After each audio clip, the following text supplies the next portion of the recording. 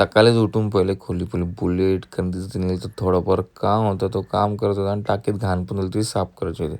जसं तिला नेली गॅस वेल्डिंगवाले करायचे ती वेल्डिंग मारून घेतली पहिले कारण थोडीशी लिकेज झाली होती ती. तिला वेल्डिंग वगैरे मारली मग नंतर तिकडनं आलो घरी येऊन मस्त मग झालो फ्रेश वगैरे.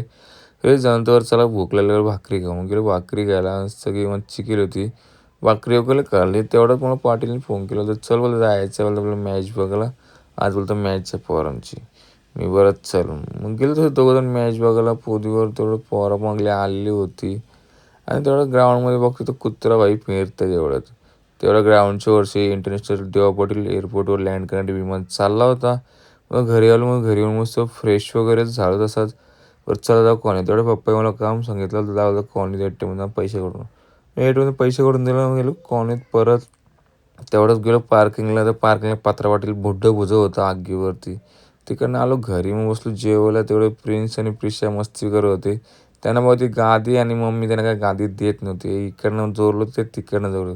शेवटले काय मम्मीला लागलं दे त्यांना गादी तेवढंच गादी दिली मग